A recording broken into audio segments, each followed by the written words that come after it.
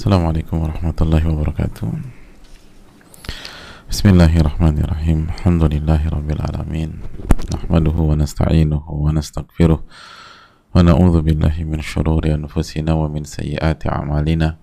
Man yahdihillahu fala mudilla lahu wa man yudlil fala hadiyalah. Nashhadu an la ilaha illallah wahdahu la syarika lahu wa anna Muhammadan abduhu wa rasuluhu la nabiyya ba'da. Wa nusalli wa nusallim ala nabiyyina Muhammadin wa ala alihi wa sahbihi ajma'in wa ba'd. Hadirin Allah muliakan, alhamdulillah kita panjatkan puji dan syukur kita kepada Allah Subhanahu wa taala atas segala nikmat dan karunia yang Allah berikan kepada kita. Nikmat yang enggak bisa kita hitung, nikmat yang selalu berada dalam setiap derap langkah kita dan detakan demi detak jantung kita, dan detakan setiap detik itu atau setiap saat itu sesungguhnya adalah nikmat Allah Tabaraka wa Ta'ala. Oleh karena itu bersyukurlah dan bersyukurlah, dan nikmat terbesar adalah nikmat iman, hadirin.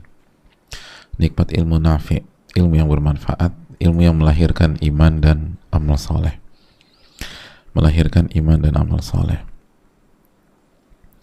ilmu yang melahirkan rasa takut kepada Rabbul Alamin, dan setiap mempelajarinya semakin mensucikan Allah Tabaraka wa Ta'ala. Kata Mu'adz bin Jabal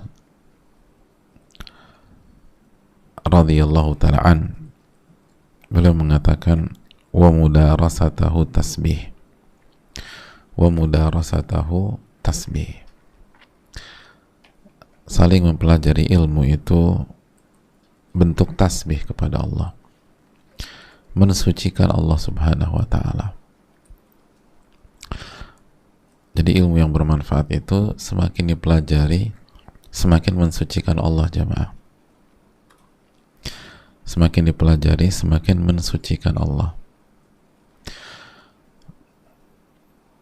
Ustaz, aku nggak ngerti apa yang dimaksud mensucikan Allah. Iya, kata para ulama, mensucikan Allah dari dua hal. Yang pertama, sifat dan perbuatan yang buruk, dan yang kedua, sifat dan perbuatan yang baik tapi nggak sempurna. Jadi Allah Maha Suci dari semua sifat-sifat buruk, dan Allah Maha Suci dari sifat baik yang tidak sempurna. Baik tapi nggak sempurna.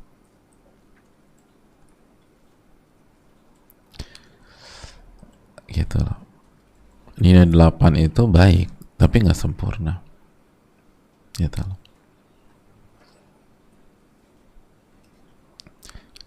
Nilai IPK 3,5 itu baik nggak? Mas, baik nggak Mas? 3,5 cum laude kan? 3,5. Oh, cum laude berapa sekarang? Cum laude berapa? 3,5 kan? Dimas tuh cuma gini-gini aja, 3,5.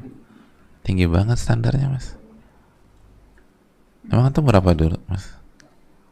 IPK-nya 3,3. Pantesan aja 3,5 begitu-begitu. Jadi 3,5 itu baik tapi nggak sempurna. Gitu loh. Jadi banyak hal baik tapi nggak sempurna.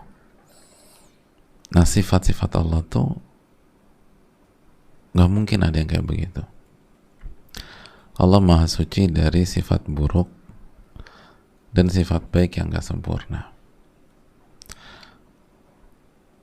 Jadi ketika kita mengucapkan subhanallah, kan tasbih kan subhanallah ya, itu artinya Maha Suci Allah dari semua sifat buruk dan sifat baik yang tidak sempurna.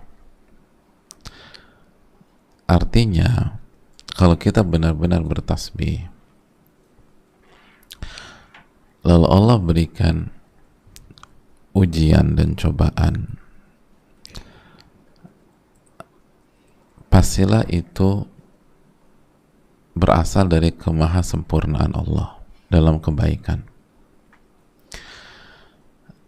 Ketika ada di antara kita yang hari ini jobless gitu, kemarin di PHK, nyesek memang, tapi takdir jobless itu padahal kita udah berusaha, kita udah berjuang, kita sudah jadi pegawai yang baik, itu lahir dari atau diciptakan dari sifat baik Allah yang sempurna, gitu loh. Diciptakan dari sifat baik Allah yang maha sempurna, yang maha baik, nggak mungkin ada cacat, gitu hadirin. Nah kalau demikian kan nggak mungkin yang sedang kita jalani ini merusak kita, tuh nggak mungkin. Menghancurkan kita tuh nggak mungkin. Makanya menghancurkan kita tuh bukan apa yang sedang kita hadapi. Yang menghancurkan kita tuh ketidakberimanan kita, ketidakyakinnya kita kepada Allah, buruk sangkanya kita kepada Allah. Itu yang ngancurin kita. Ngancurin kita tuh ngadepin masalah tanpa ilmunya Allah Subhanahu wa Ta'ala, itu yang ngancurin. Adapun kalau kita menggunakan ilmunya Allah, itu yang terbaik sudah. Nah ilmu itu tuh adalah tasbih, kata Mu'adz bin Jabal. Jadi semakin belajar itu semakin yakin sama Allah, semakin husnudzon kepada Allah, semakin baik sangka kepada Allah. Karena Allah nggak mungkin menciptakan sesuatu yang salah, yang keliru, bahkan baik tapi nggak sempurna untuk kita. Ini karena kemahasempurnaan Allah. Yang jadi masalah cuman kita nggak ngerti gitu loh. Yang jadi masalah kita gagal paham. Yang jadi masalah adalah kita nggak belajar. Nah itu, nggak belajar tentang Allah. Nanti kita akan di hadis Abdullah bin Zubair, nanti ada bukti nyata bagaimana para sahabat itu radhiyallahu ta'ala di kondisi banyak beban sekalipun tuh tetap optimis hadirin, nggak terpukul, nggak, di kondisi banyak sekali beban nggak terpukul. Kenapa demikian? Karena itu tadi ilmunya matang, dan ilmu itu tasbih, ilmu itu karakternya membuat kita mensucikan Allah.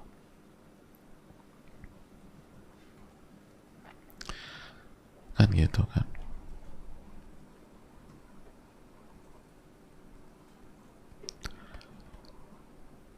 Gitu, kita aja di bahasa sehari-hari, dia itu wanita yang menjaga kesuciannya. Artinya apa sih? Berarti dia tuh nggak mungkin melakukan hal-hal yang nggak baik, nggak mungkin gampang disentuh laki-laki, pindah dari pelukan A ke pelukan B, dari B ke C, nggak mungkin. Nggak mungkin berzina. Kenapa? Jaga kesucian.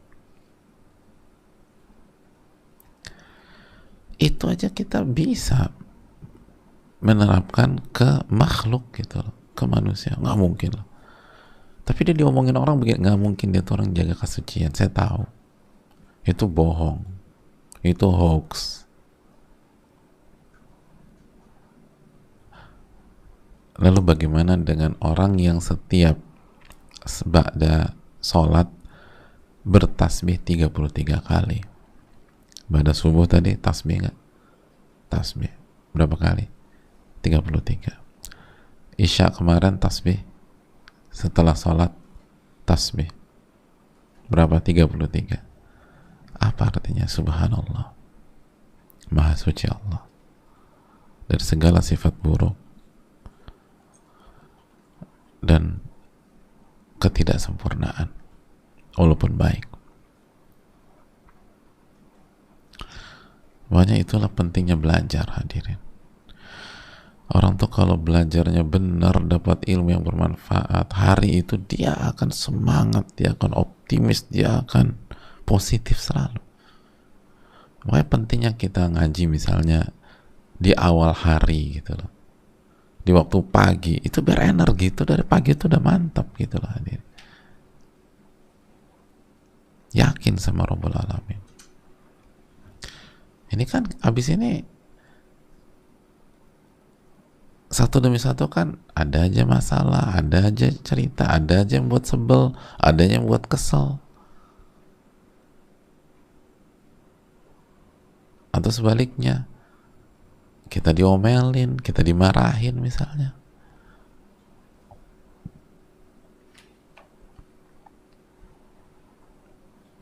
Nah kalau dari pagi kita udah siapkan multivitamin ya, yaitu ilmu nafi, tapi ilmu yang bermanfaat,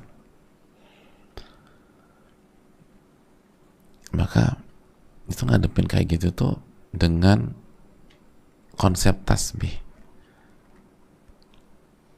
Oh gue diomelin ya, tapi gue gak mungkin diomelin kecuali memang udah ditakdirin sama Allah, dan yang mentakdirkan itu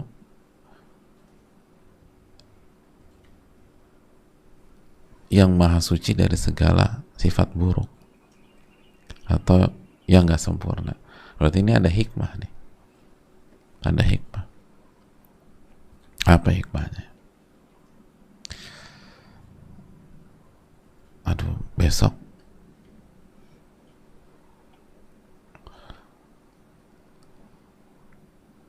utang gue jatuh tempo, hari ini belum kekumpul. Padahal udah berusaha. Ini nggak mungkin kecuali Allah takdirkan. Kan udah berusaha habis-habisan. Pasti ada hikmah. Yang penting hadapin aja. Ikutin apa tuntunan Rasulullah SAW. Oh itu tetap semangat, hadirin. Dan seterusnya dan seterusnya. Makanya mudarasat wa mudarasatahu tasbih itu benar. Dan kita butuh.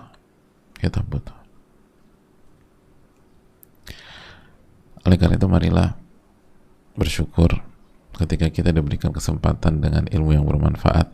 Dan ingat kunci ilmu yang bermanfaat itu ta'zimul ilm, hadirin. Kata para ulama, memuliakan ilmu. Bukan hanya sekedar belajar, memuliakan ilmu. Makanya kalau kita ikut kajian sambil ngantuk-ngantuk itu khawatir nggak dapat ilmu nafi, jamaah. Walaupun ngerti, gue udah ngerti ini. Yang kita butuhkan bukan sebatas ngerti, yang kita butuhkan itu ilmu nafi, ilmu yang bermanfaat, dan harus ta'zim, harus memuliakan. Baru Allah kasih itu. Pokoknya semoga kita dikasih ilmu yang bermanfaat dan dilindungi dari ilmu yang tidak bermanfaat. Amin ya rabbal alamin. Hadirin, jangan lupa kita bersalawat dan ucapkan salam kepada Nabi kita, Rasul kita, Sayyidina Muhammadin alaihi salatu wassalam, beserta para keluarga, para sahabat, dan orang-orang yang istiqomah berjalan di bawah naungan sunnah beliau sampai hari kiamat kelak. Dan ingatlah jamaah, beliaulah yang mendoakan kita di sirat nanti, yang peduli sama kita, yang lain gak peduli. Beliaulah yang peduli. Jadi jaga hak beliau, ikuti beliau, dan perbanyaklah salawat kepada beliau. Allahumma salli wa sallim wa barik wa an'im ala nabiyina wa rasulina Muhammadin wa ala alihi wa sahbihi ajma'in. Kembali ke hadits Abdullah bin Az-Zubair. Beliau memulai hadits yang panjang ini dengan menjelaskan dan menceritakan kepada kita salah satu sisi dari perang Jamal yang dialami langsung oleh ayahnya dan beliau sendiri. Beliau sampaikan, lamma waqafa Az-Zubairu yaumal Jamal, ketika Az-Zubair ayah beliau berdiri di perang Jamal, beliau panggil diriku sehingga aku berdiri di hadapannya, di sisinya, dan ayahku itu menyampaikan sesuatu kepadaku. Ya bunai, innahu la yuqtalul yawma illa zalimun aw madlumun. Wahai anakku, sesungguhnya hari ini tidak ada yang terbunuh kecuali terbunuh dalam kondisi zalim atau terzalimi. Wa inni la urani illa sa'uqtalu madluman wa inna min akbari hammi ladaini. Dan aku tidak punya aku tidak melihat kecuali, atau aku tidak tidak apa ya, tidak punya perhitungan kecuali aku akan terbunuh pada hari ini dalam kondisi dizalimi. Jadi intuisiku, feelingku, aku korban di hari ini. Aku salah satu korban. Wa inna min akbara hammi ladaini, dan yang paling aku pikirkan, yang paling penting bagiku, ini beban yang paling besar, ini mengusik pikiranku yang paling besar, itu hutangku.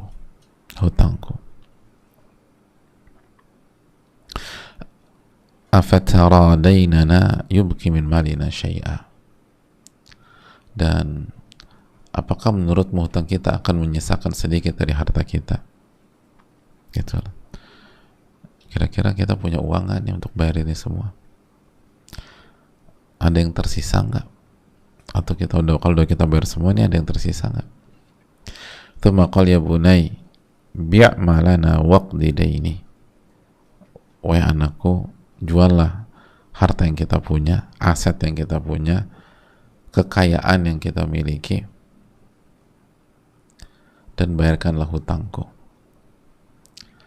Bayarkanlah hutang-hutangku. Ini penggalan yang kita bahas kemarin. Sebuah hadis yang panjang yang dibawakan Imam Nawawi rahimahullah, semoga Allah merahmati beliau, orang tua dan keluarga beliau, dan semoga Allah merahmati kita semua jemaah dan seluruh kaum muslimin. Nah, kita lanjutkan. Berkata Imam Nawawi rahimahullah, semoga Allah merahmati beliau, wan Abi Khubayb Abdullah bin Zubair, jadi dari Abdullah bin Zubair beliau melanjutkan cerita tentang ayahnya. Wa awsa bits-thuluthi wa thuluthi li banihi, yani bani Abdullah bin Zubair thuluth. Lalu hadirin Allah muliakan, beliau berwasiat dengan sepertiga, dan sepertiganya sepertiga untuk putra-putranya. Maksudnya apa? Maksudnya Zubair pun memberikan wasiat untuk memberikan sepertiganya sepertiga dari harta kalau meninggal gitu ya, kepada anak-anaknya Abdullah bin Zubair, cucunya.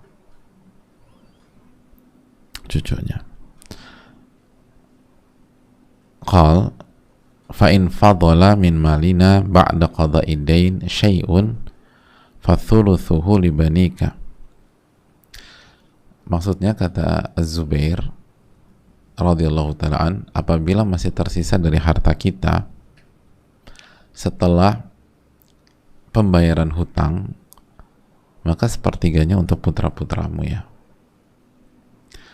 Nah, Hisham mengatakan bahwa sebagian putra Abdullah bin Zubair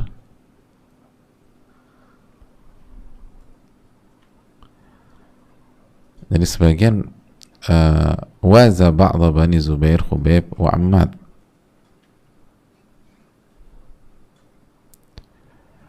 walahu yawma idzin tis'atu banin wa tis'u banat. Jadi di antara atau sebagian anak-anaknya Abdullah bin Zubair itu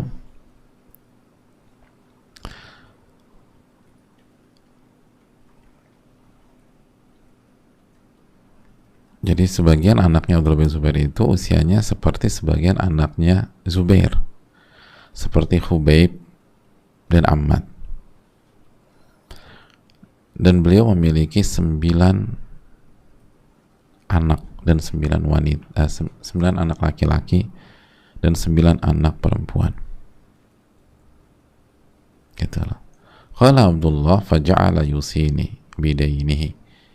Dan Abdullah mengatakan, ayahku mewasiatkan hutang-hutangnya kepada diriku.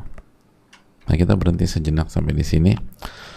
Ini menunjukkan jamaah sekalian bagaimana Az-Zubair radhiyallahu taala anhu itu pun memikirkan keluarganya, gitu loh. Makanya memberikan wasiat kepada anak-anaknya Abdullah bin Zubair.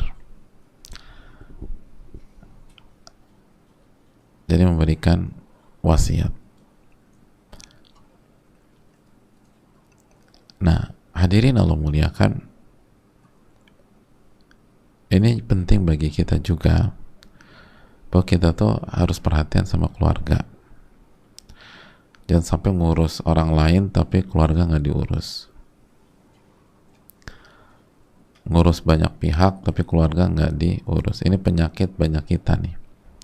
Ngurusin A, ngurusin B, ngurusin C, tapi keluarga sendiri nggak diurus. Nah, para sahabat tuh nggak demikian. Mereka juga ngurusin keluarga, mikirin keluarga, mikirin cucu juga, Masya Allah. Gitu hadirin. Tapi mereka tuh memikirkan keluarga dengan cara yang benar, nggak memanjakan, nggak, tapi juga nggak lupa, gitu loh. Karena banyak orang tuh lupa sama keluarga, dan ini kalau kita nggak ditolong sama Allah itu berat ngamalin ini, gitu loh. Apalagi misalnya seringkali ya dalam kondisi sekarang di banyak tempat tuh kita lebih itu tadi,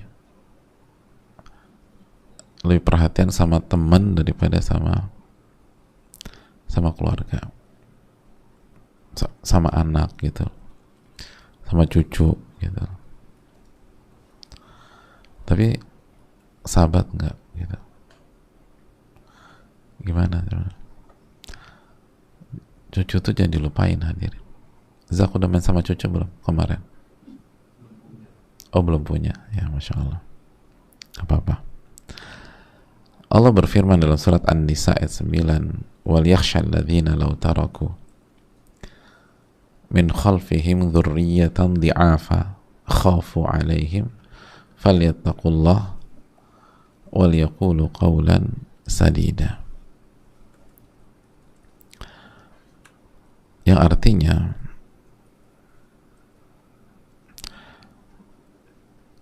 hendaklah takut kepada Allah,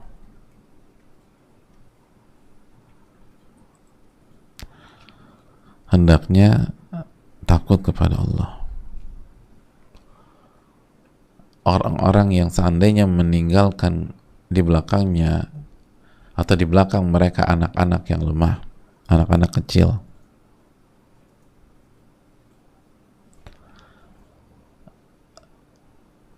dzurriyyatan dhi'afa, jadi anak-anak kecil yang lemah,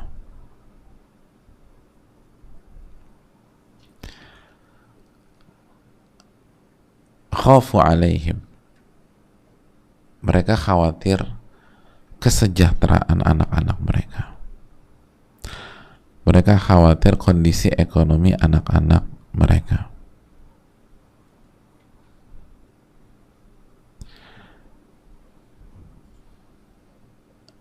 Maka falyattaqullah, maka bertakwalah kepada Allah, wal yaqulu qawlan sadida,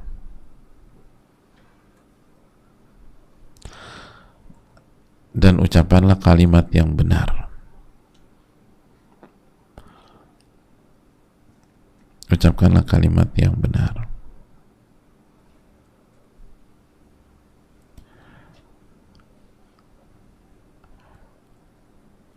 Jadi diantara maknanya adalah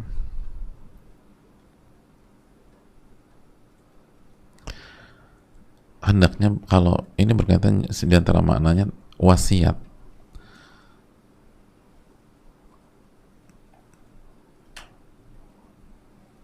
Jadi tentang wasiat-wasiatnya itu harus bertakwa, harus benar.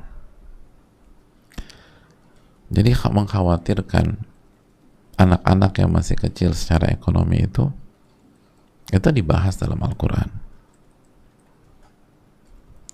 Dibahas dalam Al-Quran.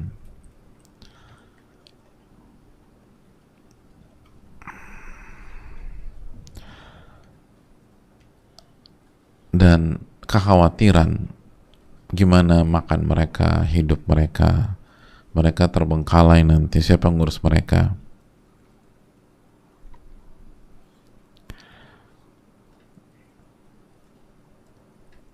Itu dibahas di dalam Al-Quran.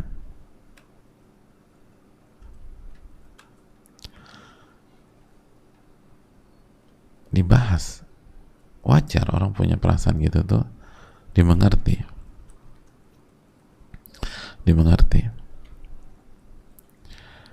Nah,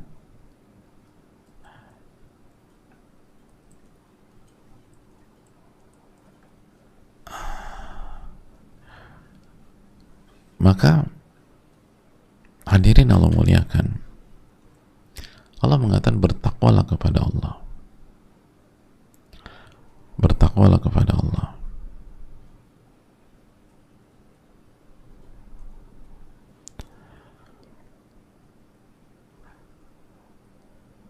Di antara makna ayat ini itu berkaitan dengan orang-orang yang mengasuh anak yatim. Mengasuh anak yatim.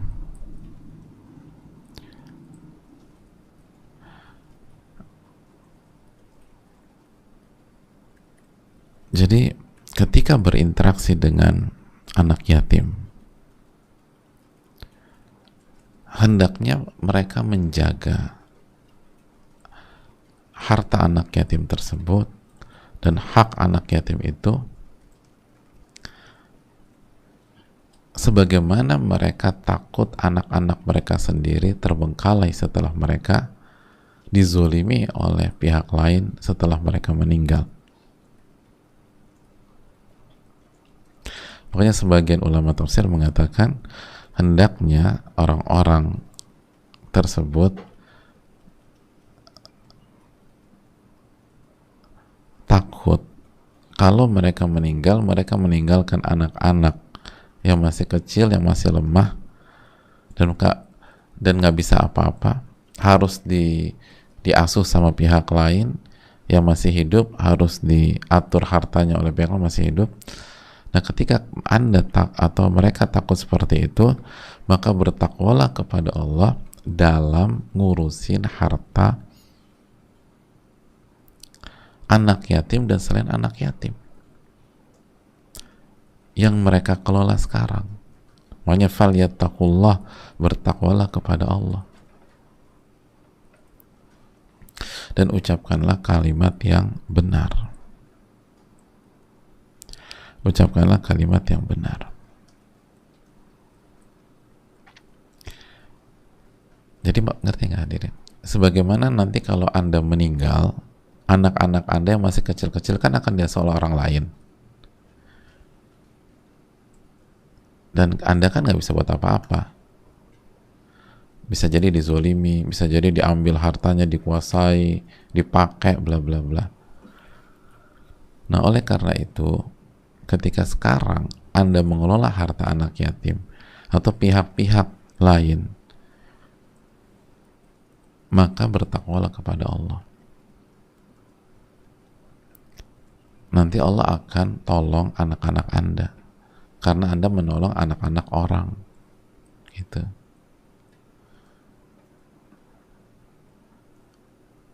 Ketika Anda amanat, maka nanti yang mengelola harta anak Anda itu amanat juga. Tolak atur nanti. Gitu.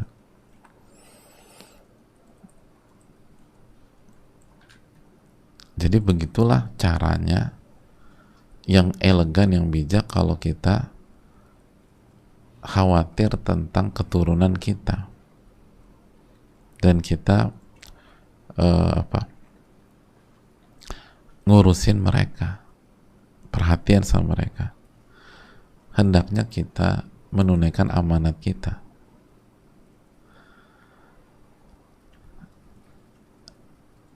Tidak zolimin orang, bertakwa sama Allah terhadap hak orang, nanti Allah akan jaga.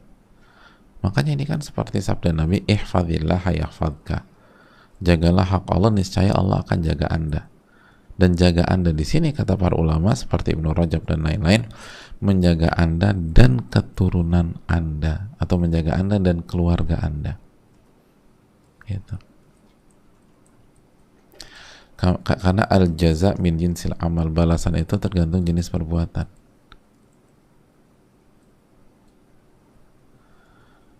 Ketika kita nggak amanat saat ngurusin orang, nanti Allah buat yang ngurusin anak atau cucu kita orang-orang yang nggak amanat.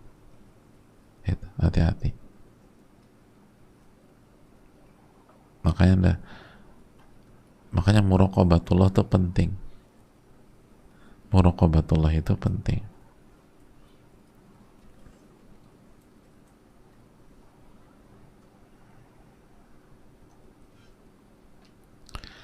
Nggak boleh nggak boleh gampangan. Dan itu yang harus kita yakini, bahwa dunia ini ada yang ngatur, hadirin. Dunia itu ada yang ngatur. Yang ngatur itu Rabbul Alamin. Yang mengatur itu Rabbul Alamin.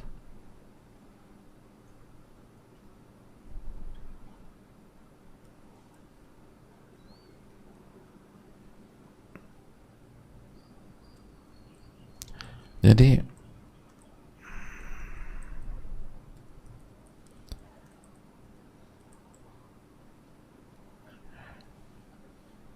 kalau kita khawatir tentang keturunan kita, maka jaga amanat yang Allah berikan kepada kita, khususnya berkaitan dengan hak orang. Ketika kita jaga amanat, maka Allah akan atur nanti yang menjaga anak dan cucu kita kalau kita nggak ada. Itu orang-orang yang amanat. Orang-orang yang amanat.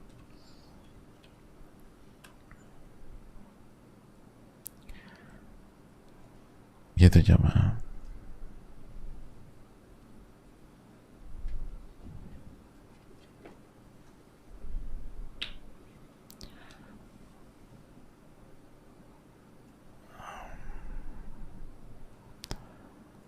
Jadi hendaknya kita bertakwa kepada Allah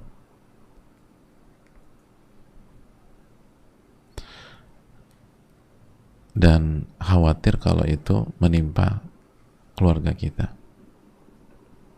Hati-hati dengan wasiat dan lain sebagainya.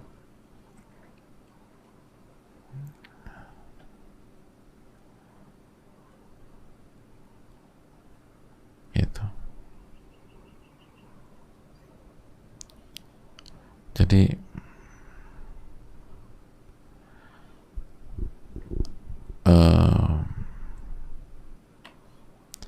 itu yang perlu kita tanamkan.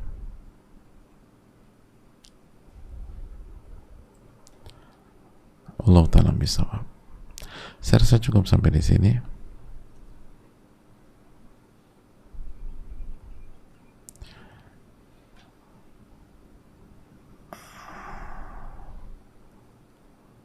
Kita buka sesi tanya jawab. Wassalamualaikum warahmatullahi wabarakatuh.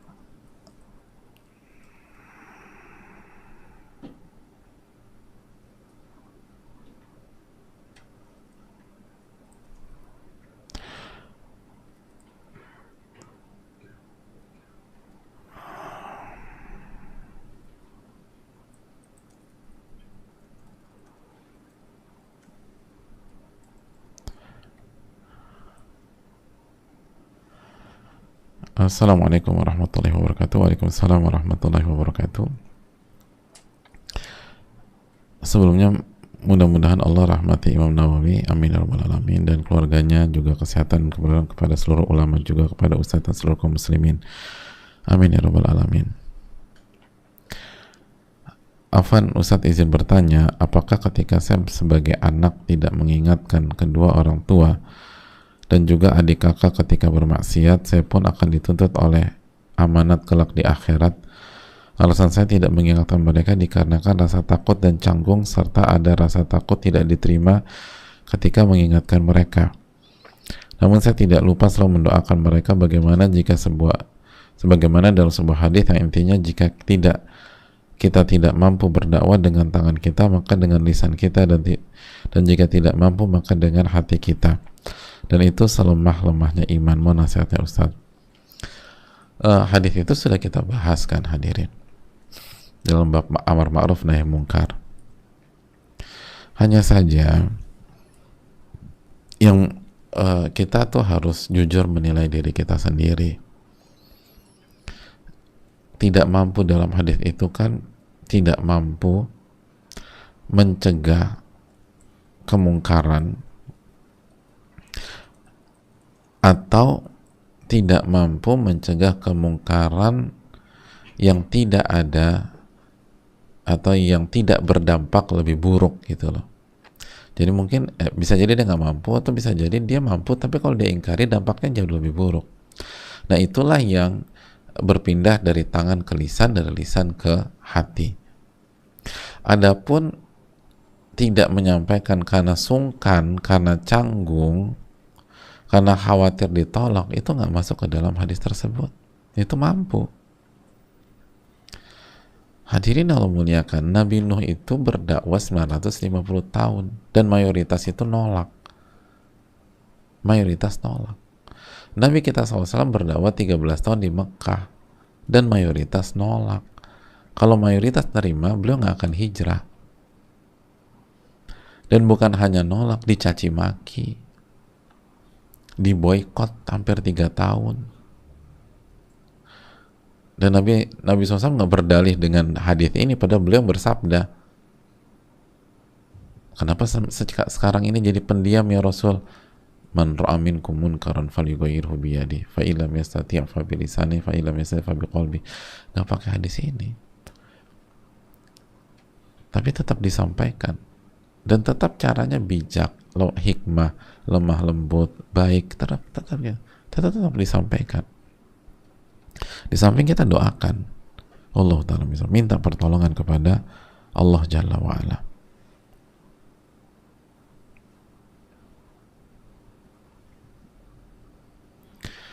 Assalamualaikum warahmatullahi wabarakatuh. Waalaikumsalam warahmatullahi wabarakatuh. Semoga Allah merahmati Imam Nawawi, Pak Ustadz, keluarga, tim, dan seluruh kaum muslimin, amin ya rabbal alamin. Pak Ustadz izin bertanya mengenai hutang. Saya pernah ada pinjaman dengan bude saya, lalu saya sudah membayar, tapi kondisi bude saya saat itu sudah linglung. Jadi saya berikan ke tante saya yang waktu itu sedang merawat bude saya. Apakah itu sudah terhitung bayar hutang saya atau belum? Bagaimana jika kita mau membayar hutang pada orang yang telah meninggal? Jazakallahu khairan Pak Ustadz. Ya, terima kasih atas pertanyaannya.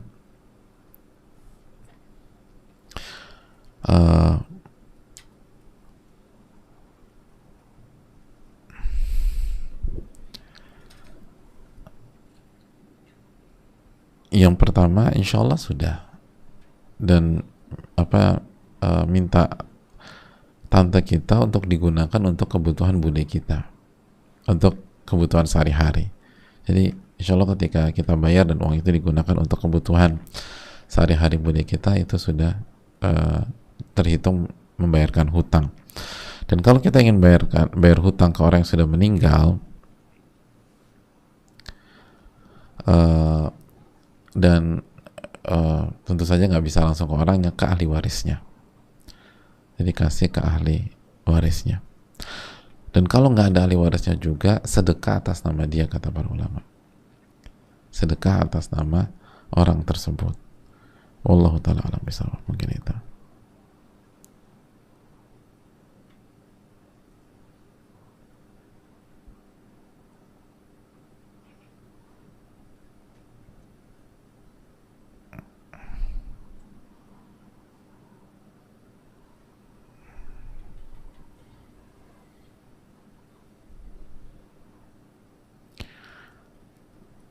ada pertanyaan yang serupa, singkat aja. Suka beli ngutang waktu SD gitu. Jadi beli kartu transaksi kartu nama, pokoknya utang sama mang penjualnya di waktu SD. Terus datang ke SD, mang-mangnya udah nggak ada, dan saya juga lupa nama sama wajahnya. Harus gimana untuk bayar hutang? Ya, ini pertanyaan serupa. Kalau kita tahu ahli warisnya, kasih ahli warisnya. Kalau nggak tahu dan nggak ngerti juga, sedekahkan atas namanya, insya Allah. Allah Ta'ala bisa, mungkin itu.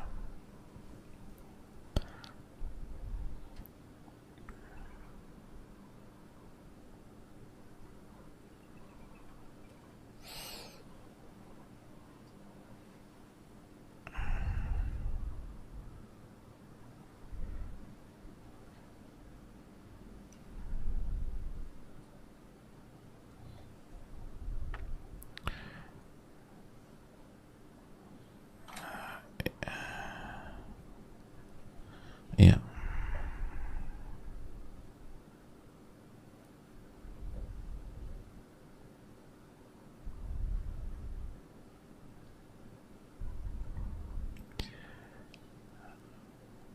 Pertanyaan lagi.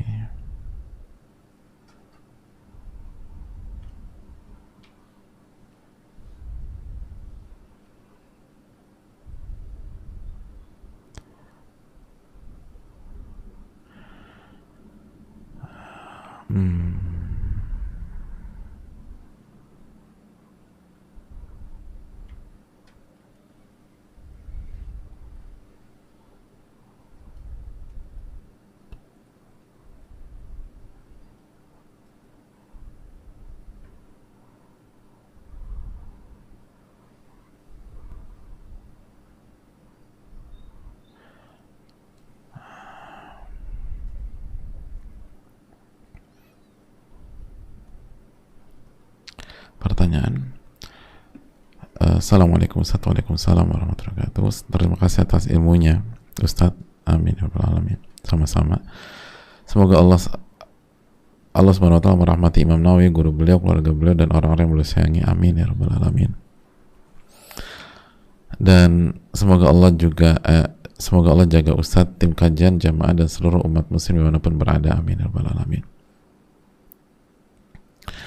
Izin bertanya Ustadz, ada dua pertanyaan.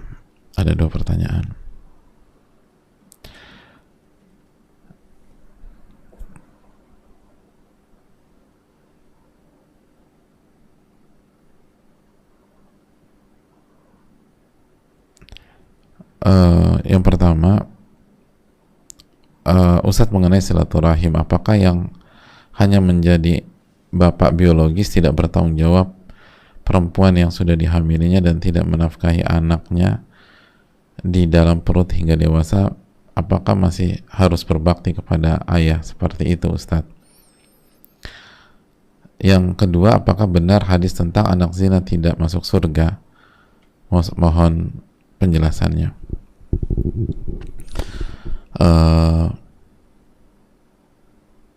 Iya, masalah anak zina. Yang pertama, idfa billati hiya ahsan, balaslah yang buruk dengan kebaikan, sebagaimana dalam surat Fussilat. Dan kita tahu bersama-sama bahwa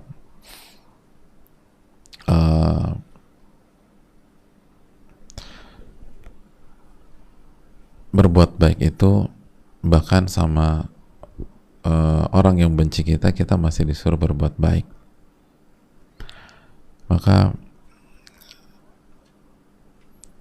sosok yang di dalam diri kita ada darahnya, maka hendaknya kita tetap berbuat baik, dan semoga beliau bisa dapat hidayah dan berubah. Adapun apakah hadis tentang anak zina tidak masuk surga, hadis itu ada, dan dari lebih dari satu sahabat seperti Abdullah bin Amr bin As seperti Abu Hurairah, lalu seperti Uthman bin Abil As, lalu juga dari Ibnu Umar, Abi Sa'id Al-Khudri, dan lain-lain. Namun kesimpulan singkatnya, banyak ulama yang melemahkan hadis tersebut. Jadi terjadi khilaf, sebagian melemahkan hadis itu, sebagian melemahkan hadis tersebut.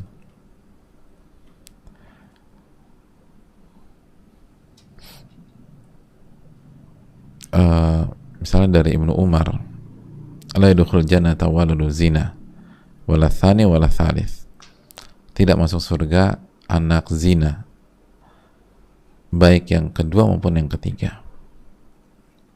Itu salah satu contoh. Ada riwayat dari Abu Hurairah, la yadkhul jannata la yadkhul waladu zina wala syai' min naslihi ila sab'ati aba al-jannah, tidak akan masuk surga anak zina dan yang berkaitan dengan keturunannya walaupun tujuh ayah masuk surga. Dan beberapa riwayat tentang masalah itu. Jadi hadis ini dilemahkan oleh banyak para ulama, dan bagi sebagian ulama mensahihkan itu, maksud mereka bukan, atau mereka menjelaskan maksud hadis ini bukan anak hasil zina, bukan, apalagi ini anak baik segala macam, bukan. Tapi anak zina di sini adalah pelaku zinanya, pelaku zina, pelaku zina. Dan bahasa seperti ini itu diterapkan juga dalam bahasa Indonesia. Contoh di dunia olahraga, anak basket, anak bola. Maksud anak basket apa? Dia punya anak namanya basket gitu, nah, atau apalah. Anak basket kan dianya, anak bola, dia anak bola atau anak bola. Anak paskibraka, atau maaf, anak basket emang nama bapaknya basket, atau nama ayahnya bola gitu. Nama bapak lu siapa sih? Bola bin Suaib, kan nggak ada. Jadi anak bola, nggak ada. Atau anak paskibraka gitu. Lo anak paskibraka? Iya. Nama babe gue tuh Muhammad Paskibraka, panggilannya Raka. Muhammad Paskibraka. Nggak ada, emang ada kayak gitu? Enggak kan. Tapi kita biasa anak paskibraka, anak skate gitu loh.